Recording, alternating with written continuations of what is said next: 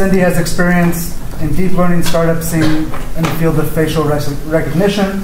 And what's always impressive to me is she is fluent in 4 languages, Dutch, English, French, and German. And today she is speaking on how to beat the challenges in the field of facial recognition. Thank you. Thank you, Cindy. Yes, I will talk as loud as I can. Do people in the back hear me? Good. If it goes down, just raise your hand and I will just raise my voice again. Thank you, Trevor, for the introduction. Just for me to understand who is in the audience, I've seen some great faces and some great interaction already today happening. But who is interested in face recognition technology? That's good. And you're in the right conference. Who is having a startup building face recognition? Okay. Who is doing research in this field? Okay. Ethical stuff happening as well. Good. So we have all the disciplines here. Just to let you know, I am here after the coffee break to take questions from you, and I'm also staying a little bit longer on Saturday. I'm here as well, visiting Dracula and having a conversation with him about tech, because I think we have to update him as well. But just to let you know, I'm here as well tomorrow. So if you want to join me or ask me some questions about business or face recognition, I'm here for you. So how did I actually start? Because I am a philosopher by education. I also did international affairs for politics with diplomats, and I have an MBA in international management, and that has nothing to do with face recognition technology, but it all happened, and that's what's on the slide, in a tent. So I had a picture of my tent, and that's where my first touch point was with machine learning and artificial intelligence. So what happened? I love helping others to succeed in their businesses, so I travel around the world on a monthly basis or so to help startups with setting up their businesses and bigger corporates with their investment strategies. But in one of these events that I was organizing in Utrecht, that is a city in the Netherlands where I originally come from, today I'm living in Zurich, I was organizing a business event, and somebody told me, Cindy, you absolutely have to meet Peter. And Peter is a Dutch guy, as we live all over the globe anyways, Dutch people, in Switzerland with his family, and he is working on something really, really awesome. So I said, okay, just hook me up, I want to talk with him. But there was a sort of an issue because he was already living in Switzerland, so we had to set up a Skype call. So I had a talk with him over Skype, and he was showing me a prototype for face recognition technology and showed me that he could take pictures of faces, then with identity papers, do the matching and say, yes, this is Cindy Spelt. So I really liked that, and I said, you know what? Actually, I want to work with you. This is tech which is shaping the future, and I want to get to know more about this. But the issue was that he told me that he couldn't really hire me because there was no company yet. There was just a prototype. And when there is no company, there are no functions, and where there are no functions, there are no salaries, and when there are no salaries, there is no money. So how can I live in Switzerland without money? So I had to come up with a solution. It was summertime, June, July, August, nice weather usually, and I thought, you know what, I have some time on my hands anyways, it's that season in my company in summer, so I can give 3 months of my time just to try to help him setting up a business. And so I asked him, what about the idea that I come to you for 3 months and then try to set up this business together? And he said, yeah, that's a good idea. But there was one issue that I had to solve. Who knows how expensive is a pizza margherita in Switzerland? Just to give you an indication how expensive that country is. 35. 35? No, that's way too much. In euros. In euros. 23. You know, do it in Romanian lei. I just did the calculation on the internet. No, lei. Lei, sorry. We don't lie.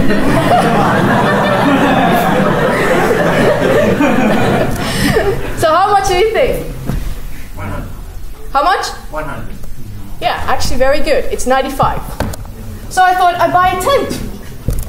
And I bought a tent for 100 euros, put that tent in my Twingo, and drove in one straight line to a camping ground next to the place where he was working on his prototype.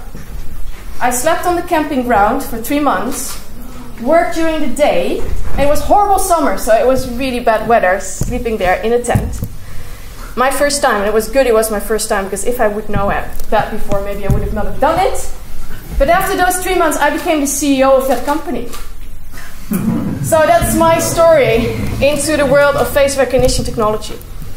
So, I'd like to tell you a little bit more about what we did, because I'm not part of the company anymore. They're still running, so I exited, but they're still running successfully. But what we actually did, or do, is that we have built solutions for the banking industry and the security industry. So for the banking industry, you need to identify your customers if you want to open up a bank account online. You take pictures of that person, you take their identity paper, you do the match, and then on top of that, you also check whether they're criminals or not. Because you're not allowed to do business with criminals, and you have to do that check. Now, every country has a list issued with criminals. And so that's open source data, which we put in the system, and we could do that check in 3 seconds. This normally takes 3 up to sometimes even 3 weeks. So we could really, augment this process and really run it smoother. We also worked for the security industry, where we tracked down criminals and looked in their profiles and see what they were doing on the deep web and darknet. And this is not something you can do because you like doing this. You need the prosecutor behind it, legislation, whether you can do this or not. But this is also something that we have worked on. How did we build our solution? So I want to talk about 3 topics today. Deep tech, whatever I've seen there, and the current challenges in this field. Second, I do see a link with business all the time, because you can sit at home working on your prototypes and your solutions, but the real stuff happens in the market. Are companies adapting? Are companies working with it? And what happens when companies do so? I got really surprised the day we launched. I will tell you a little bit later what happened. And then third, ethical management. Now, the challenges that are today important to look at if you are in your company developing it or doing research is actually, it's like, when 3 people are running a marathon, they're together in a team, then it's not about the 2 that are the quickest, it's about the third one who is not as fast. It's always that last person that decides whether you're going to reach number 1, 2, or 3, or 4 or 5, because they are the ones that actually leaving you behind. So you have to look at the challenges in order to understand where this face recognition technology is standing, and that's based on the challenges. So now when you have your lab accuracy numbers, 99.4, it's completely different when you do it in the wild. Because these circumstances in the lab are good ones. You might have electricity there, but you might have good light. And there is no shadow, so there is no noise, as we call it.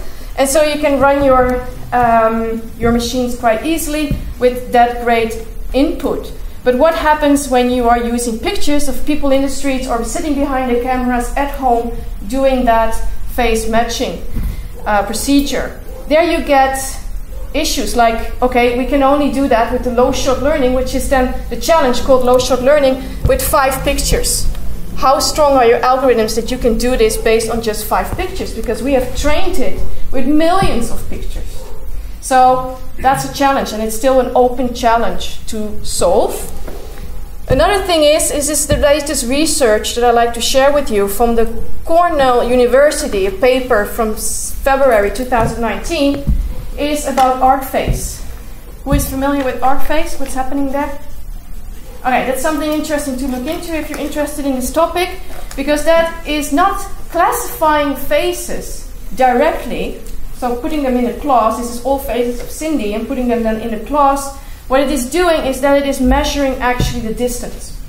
So when my class of pictures is in that, I have to read something. 20 minutes. I have 20 minutes left. Okay.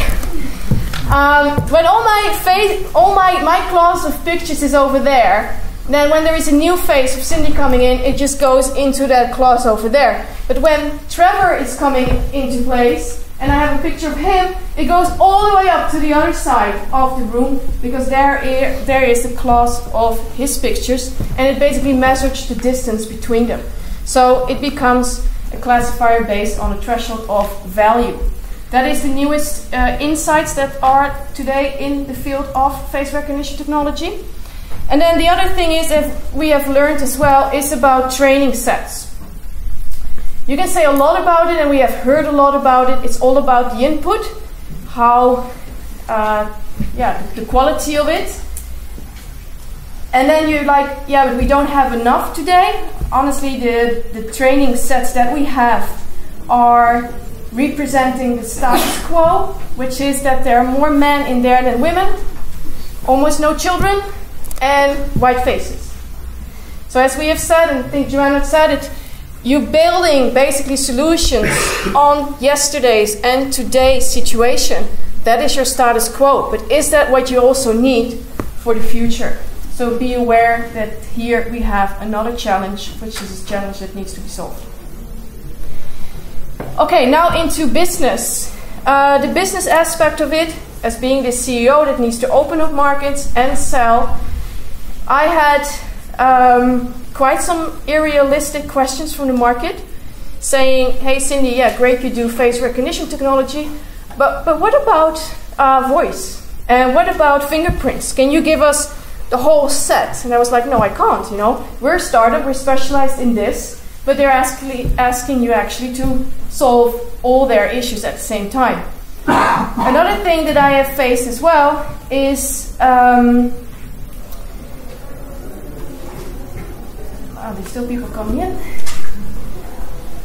Another thing in business is as well that what I see happening is I see that the competitive landscape is changing as well. I work a lot with startups and with corporates, and I really like the diversity in the market that we have bigger corporates trying to work with startups and vice versa.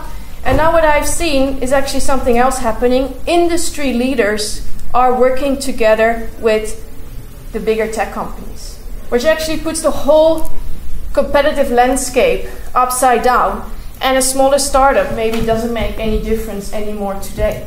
It is something we have to really look into, and one of the slides that I had, which I can't show, was that the reason why I joined this journey was because it is important to sit at the table and to get yourself educated on this, because the changes will be very, very impactful.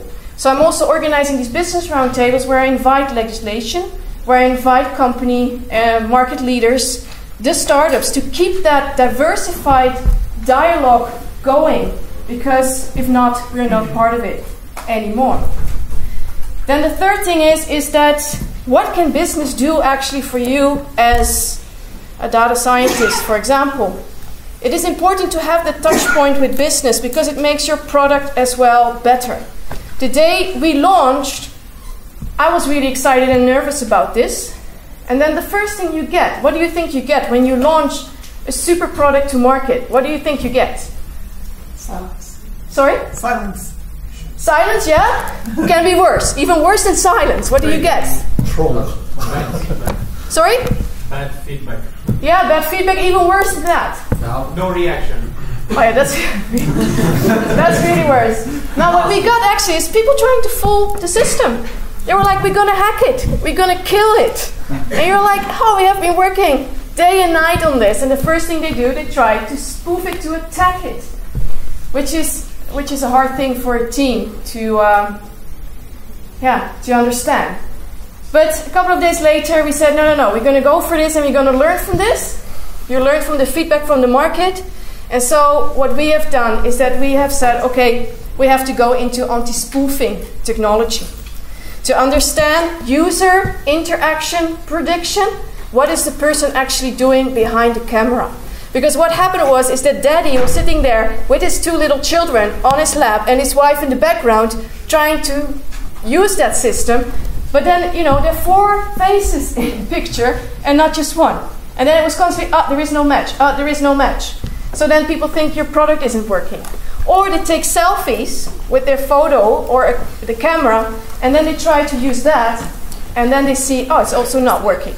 So we had to go into anti-spoofing technology, which actually became, after that, our unique selling point in the market.